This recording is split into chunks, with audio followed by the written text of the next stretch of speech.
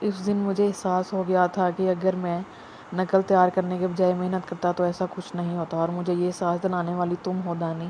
وہ دنین کی حیرت سے کھلی آنکھوں میں جھانک کر جذب سے بولتا، اسے زرداد ہارون نہیں لگ رہا تھا۔ تھینک یو سو مچ، مشکور نگاہوں سے کہتا وہ بھرپور انداز میں مسکرایا تھا۔ دنین ورطۂ حیرت میں ڈوبی اس کے چہرے کو دیکھ رہی تھی۔ کیا اس کی دماغی حالت ٹھیک تھی؟ اچھا اب کچھ لکھنے کے لیے مل جائے گا؟ میٹھے لہجے میں التجا کرتا وہ واقعی اس بات کا ثبوت دے رہا تھا کہ اس کے دماغ کے پیچ ڈھیلے ہو گئے ہیں۔ ہیلو، کہاں کھو گئی ہو؟ دے دو یار کچھ لکھنے کو۔ ہوں ہاں دیتی ہوں۔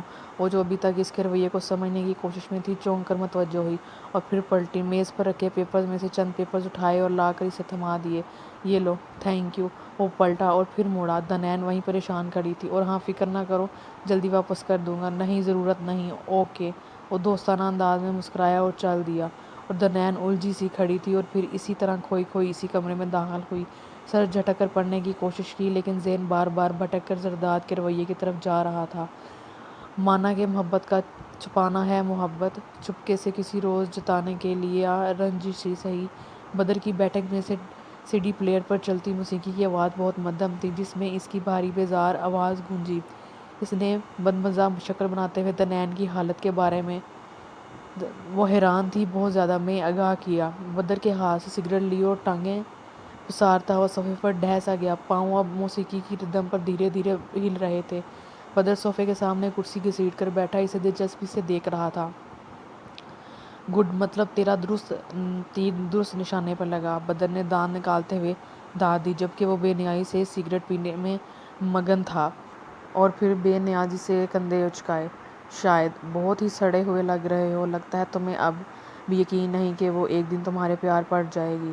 بدر نے بھویں چڑھاتے ہوئے استفسار کیا۔ بات یقین کی نہیں ہے، میں اسے بچپن سے جانتا ہوں، وہ عام لڑکیوں سے بالکل مختلف ہے، یہ گلی محلے کی مینا شینا ان سب سے مختلف ہے۔ سگریٹ کے کش لگاتا اور سادہ لہجے میں جواب دے رہا تھا، اور دائیں ہاتھ کی انگلیاں کے بولوں پر صوفے کے ہاتھے پر رقص کر رہی تھیں۔ مختلف تو تم بھی ہو، ہینڈسم، ڈیشنگ۔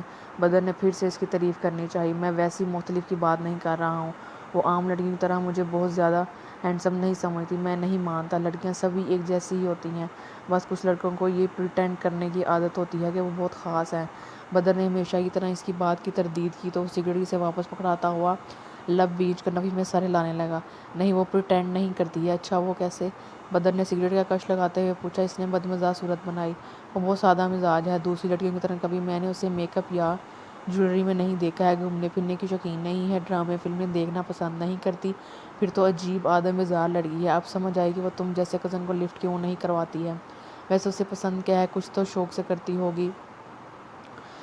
بدر نے پرتجسس انداز میں استفسار کیا۔ اسے کتابیں پسند ہیں، ہر وقت کتاب سینے سے لگائے گھومتی رہتی ہے۔ بدر ہنس رہا تھا جبکہ وہ بیزار لہجے میں بتا رہا تھا، کبھی کبھی تو میں سوچتا ہوں وہ اتنا پڑھ کیسے لیتی ہے، میں تو مسلسل 20 منٹ بھی پڑھ لوں تو مجھے قے آنے لگتی ہے، سر میں درد ہونے لگتا ہے۔ اب تو بدر اس کی باتوں پر باقاعدہ قہقہ لگا رہا تھا۔ مطلب پھر تو تم جو بھی کر چکے ہو ٹھیک کر چکے ہو۔ کیا ٹھیک کر چکا ہوں؟ ارے بھائی، اس کے سامنے پڑھنے کا ناٹک کر کے ٹھیک کیا، وہ امپریس ہوگی تم سے۔ ہو ہی نہ جائے امپریس، مجھے تو لگتا ہے کسی دن ابا کے ہاتھوں پریس کروا دے گی۔ نہیں، میرا تجربہ کہتا ہے اوپر سے سخت دکھنے والی لڑکیاں دل کی بہت حساس ہوتی ہیں۔ تم سے ایسے تجربے کی بات کر رہے ہو جیسے 50 سال کے ہو۔ او بھائی تم کیا جانو؟ بدر نے فخر سے کالر جھاڑے۔ باپ سر پر نہیں تھا اور وہ اپنی مرضی کا مالک تھا۔ چلو دیکھتے ہیں۔ زرداد نے ٹھنڈی سانس بھری۔ اچھا وہ تم بتا رہے تھے اس شال آپے کی انگیجمنٹ کا فنکشن ہے؟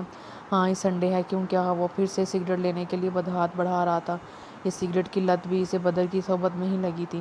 تو وہ گھر کے فنکشن تو اٹینڈ کرتی ہوگی نا؟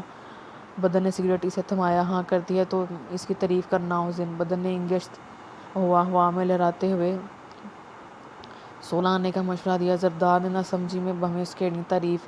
بدر فخریہ مسکرایا۔ اور وہ کیسے؟ ارے یار، بدر نے تعصب سے سر پر ہاتھ مارا اور پرجوش انداز میں کرسی گھسیٹتا ہوا آگے ہوا۔ مطلب تم اسے کہنا کہ تم آج بہت خوبصورت لگ رہی ہو، لڑکیوں کو اپنی تعریف سننا بہت پسند ہے، میں اور اس کی تعریف کروں؟ وہ حیرت سے سینے پر انگلی رکھتے ہوئے مستفسر ہوا۔ ہاں اس میں اتنی حیرت کی کیا بات ہے؟ او بھائی میرے، میں اس کلو کہہ کر بلاتا ہوں، اور مجھے تو ٹھیک سے یاد بھی نہیں میں نے آخری دفعہ کب اس کے چہرے کو اتنے غور سے دیکھا تھا۔ تو اب دیکھنا شروع کر دو، بدر نے اس کی آنکھوں میں جھانکتے ہوئے کہا۔ یہ سب نہیں ہوگا مجھ سے، وہ مجھے اچھی نہیں لگتی ہے، تمہارے کہنے پر اس سے بات اتنی مشکل سے کرتا ہوں، یہ تعریف کرنا، اسے پیار سے دیکھنا، یہ سب نہیں ہوگا مجھ سے۔ وہ باقاعدہ ہوا میں ہاتھ ہلاتے ہوئے انکار کر رہا تھا۔ ایسے تو پھر تمہارا مقصد پورا نہیں ہوگا اور نہ تم اسے نیچا دکھا سکو گے۔ بدر نے دو ٹوک لہجے میں کہا تو وہ پرسوچ نگاہوں سے دیکھنے لگا۔ اس کا غرور ہاتھ میں ملانا چاہتے ہو تو یہ سب تو کرنا ہوگا میرے بھائی۔ بدر نے اسے اپنے ارادے پر ڈٹے رہنے کے لیے تھپکی دی، جبکہ وہ کچھ سوچتے ہوئے خاموش بیٹھا تھا۔ وہ اور ثنا کالج کے گراؤنڈ میں کتابیں پھیلائے بیٹھی تھیں اور کچھ دیر پہلے ہی وہاں سے اٹھ کر جانے والی سائرہ ان کی جونیئر تھی، جس کی بہن مائرہ ان کی ہم جماعت ہوا کرتی تھی، لیکن اس سال اس کی شادی ہو چکی تھی اور سارا شادی کی البم ان کو دکھانے لائی تھی۔ سائرہ کے جاتے ہی وہ تو اپنی بند کتاب کو کھول چکی تھی، لیکن ثنا اب تک گمسم بیٹھی تھی۔ اف اللہ دنین، تم نے دیکھا کتنے خوبصورت لگ رہے تھے دونوں، ہائے کیا جوڑی ہے، مائرہ کا لہنگا، اف۔ چند سیکنڈ کی خاموشی کے بعد ثنا کی آنکھوں میں لپٹے جملے سن کر اس نے فقط سر اٹھا کر اس کی طرف دیکھا۔ سو باتوں کی ایک بات، واقعی بہت خوش قسمت نکلی یہ مائرہ تو۔ اس نے پھر سے ٹھنڈی آہ بھرتے ہوئے کہا تو دنین نے اب کی بار بھویں اچکا کر اسے بغور دیکھا اور پھر بول اٹھی، اس میں خوش قسمتی والی کیا بات ہوئی؟ ثنا نے اس کے سوال پر بےچارگی سے منہ بسوڑا۔ دیکھو تو اتنی جلدی شادی ہو گئی اس کی، تمہیں اس کی اتنی جلدی شادی نظر آ رہی ہے اور مجھے یہ افسوس ہو رہا ہے کہ وہ آگے پڑھ نہیں سکے گی، اس کے ہسبینڈ نے آگے پڑھانے سے انکار کر دیا ہے۔ تو کیا ہوا، اس سے دیوانہ وار محبت کرتا ہے، اتنا پیسے والا ہے اور خوبصورت ہے۔ ثنا نے پرجوش لہجے میں فائدے گنگنائی۔ عرفان مائرہ کا پھپھوزاد تھا اور مائرہ سے دھواں دھار قسم کی محبت ہو گئی تھی۔ محترم نے لڑ جھگڑ کر جلدی شادی کروا لی، کیونکہ دونوں خاندانوں میں کافی انبن تھی اور وہ کسی قیمت پر بھی مائرہ کو چھوڑنے کے لیے تیار نہیں تھا۔ اگرچہ وہ مائرہ سے عمر میں کچھ بڑا تھا، لیکن بہت خوبرو اور دولت مند تھا۔ مائرہ کی ایسی قسمت پر رشک کرنے والی ثنا اکیلی نہیں تھی، پورا کالج عش عش کر رہا تھا، لیکن یہ کوئی نہیں سوچ رہا تھا کہ مائرہ ایک ذہین طالبہ تھی اور ڈاکٹر بننا چاہتی تھی، لیکن اب عرفان کے گھر والوں نے اسے آگے پڑھنے کی اجازت نہیں دی تھی۔ اب ثنا بھی اس کی محبت اور دولت کی فوقیت دے رہی تھی۔ دنین نے تعصب سے سر ہلایا۔ اب مجھے تمہاری سوچ پر بھی افسوس ہو رہا ہے یار، اس میں افسوس کی کیا بات ہے، دیر یا سویر ہونی تو ہم سب کی شادی ہی ہے، تو کیوں نہ جلدی ہو جائے اور ایسے سے ہو جائے جو ہمیں یوں دیوانہ وار چاہے، جیسے مائرہ کو عرفان۔ وہ آسمان کی طرف دیکھتے ہوئے حسین خواب بن رہی تھی۔ بہت فلمیں دیکھنے لگی ہو نا آج کل، پڑھائی کی طرف توجہ دو، ہم دونوں کو ڈاکٹر بننا ہے، ہمارے لیے کوئی ایسا دیوانہ وار چاہنے والا نہیں آئے گا، اور نہ ہی آئے تو اچھا ہے۔ دنین نے سر جھٹکا اور پھر سے کتاب پر جھکی تھی۔ تمہارا تو ہے نا وہ کزن؟ ثنا کے شریر لہجے میں کہے گئے جملے پر اس نے تھوڑی تیوری چڑھا کر چہرہ اوپر اٹھایا تھا۔ شرم کرو شاذر بھائی، بہت بڑے ہیں مجھ سے۔ اس کا ذہن جھٹ سے شاذر کی طرف گیا تھا۔ میں شاذر بھائی کی بات نہیں کہہ رہی ہوں۔ ثنا باقاعدہ دانتوں میں لب دبائے معنی خیز انداز میں دیکھ رہی تھی۔ دنین کی تیوری میں مزید اضافہ ہوا۔ تمہارا دماغ بالکل ہل گیا ہے۔ دنین کا دل چاہا اپنا سر پیٹ لے۔ آخر کو کیا ضرورت تھی اسے ثنا کے ساتھ ابدار کے بدلے رویے کا ذکر کرنے کی، لیکن اب کچھ نہیں ہو سکتا تھا۔ تیر کمان سے نکل چکا تھا۔ جس دن سے تم نے وہ باتیں بتائی ہیں، میں تو اس دن سے ہی سوچ رہی ہوں کہ وہ یقیناً تمہیں پسند کرنے لگا ہے۔ ثنا کی بچی عقل کو ہاتھ مار، وہ مجھے پسند نہیں کرتا اور نہ کبھی کرے گا۔ کیوں نہیں کرے گا؟ خود کو اتنا انڈر ایسٹیمیٹ مت کیا کرو، ایک رنگت ہی سانولی ہے، ورنہ تو ہر نقش کسی کو گھائل کر دینے والا ہے۔ مجھے پتہ ہے میں کیسی ہوں اور ایسا ویسا کچھ نہیں ہے، اس کا کوئی مطلب ہوگا، اس لیے یہ سب ڈرامے کر رہا ہے۔ دنین نے غصے سے دانت پیسے، مگر وہ تو اب جان چھڑانے والی نہیں تھی۔ سوچو اگر وہ تم سے ایسی محبت کرنے لگے جیسے عرفان نے مائرہ سے کی۔ میں ایسی فضول اور بے تکا نہیں سوچ رہی۔ ارے فرض کرو اگر ایسا ہو جائے تو؟ کیوں ہو بھئی، ایسا ہرگز نہیں، لیکن اگر ہو گیا تو؟ اگر ایسا ہو بھی جاتا ہے تو میں مائرہ جیسی بیوقوف نہیں ہوں کہ اپنا ڈاکٹر بننے کا خواب بھول کر اس سے شادی کر لوں گی۔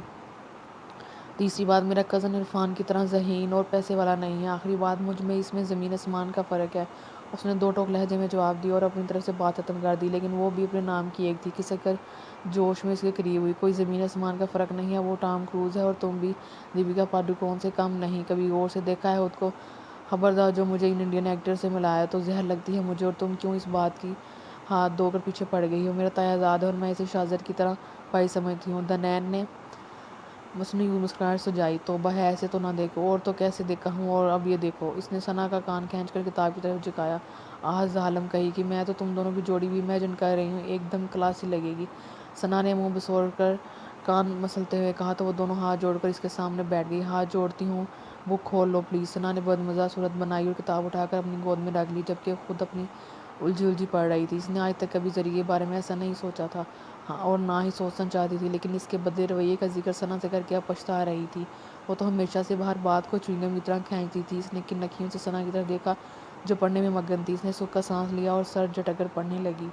آج کے لیے اتنا ہی، آئندہ کے لیے ہمارے ساتھ رہیے گا۔ اللہ حافظ۔